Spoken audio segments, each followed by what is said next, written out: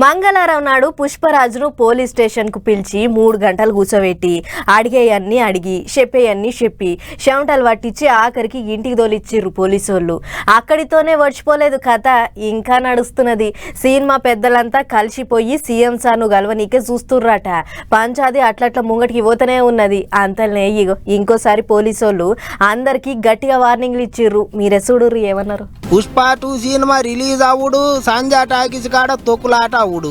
ఇక అప్పుడు సురువైందంటే పంచాది ఇప్పటికీ నడుస్తూనే ఉన్నది. రేవతక్క జీవిడ్సుడు, అక్క కొడుకు శ్రీతేజు ఇప్పటికీ దావకాన్లనే ఉండుతోని పంచాది పెద్దగానే అయ్యింది. మీదికెళ్ళి సర్కారోళ్ళు కూడా గట్టిగా గరం అయ్యేటాలకు ఇంగిత పెద్దగా అయింది లొల్లి. ఇప్పటికే బెయిల్ మీద ఉన్న హీరో అల్లు అర్జున్ మళ్ళోసారి పిలుచుకొని మాట్లాడి పంపించారు పోలీసోళ్ళు. అయితే ఎవల తలకాయ నొప్పి వాళ్ళకైతే నడమ కొంతమంది లట్టు పుట్టుగాళ్ళు సోషల్ మీడియాలో లేని ముచ్చట్లన్నీ చెప్పుకుంటా ఆగం పట్టిస్తున్నారట. టాకీస్ కాడికి అల్లు అర్జున్ రాకముందే తొక్కులాట అయినట్టు తప్పుడు వీడియోలు తయారు చేసి సోషల్ మీడియాలో పెడుతున్నారట. ఇప్పటికే ఆయల్ల ఒక్కొక్క నిమిషం ఏమైంది ఏం కథ అనేది మొత్తం పోలీసోళ్ళే ఓ వీడియో తయారు చేసి అందరికి చూపించారు. కానీ పోలీసోళ్ళనే తప్పు వాడుతున్నారట. కొంతమంది కావాలని ఫేక్ వీడియోలు ఇంటర్నెట్లో పెట్టి తిప్పుతున్నారట. అందుకే ఇట్లయితే కాదని పోలీసు వాళ్ళు అందరికీ గట్టిగా వార్నింగ్లు ఇచ్చిండ్రు. లేనిపోని బామ్మిళ్ళు లేపితే ఈపులు చింతపండు అవుతాయి అన్నట్టు చెప్పిండ్రు. వట్టిగా పోలీసు వాళ్ళను బదనాం చేస్తే గట్టిగానే అరుచుకుంటారట.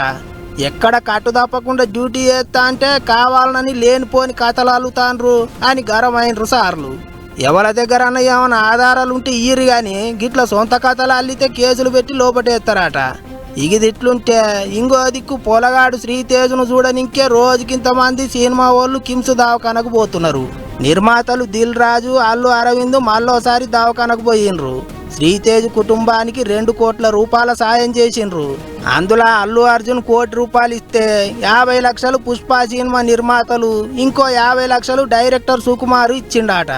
ఇంకో దిక్కు సినిమా పెద్దలు సీఎం సార్ను కలుస్తామన్నారు. మరి ఎప్పుడు కలుస్తారో పంచాయతీ ఎప్పుడు తెగుతుందో చూడాలి అనుకుంటారు ఇప్పుడు అందరూ.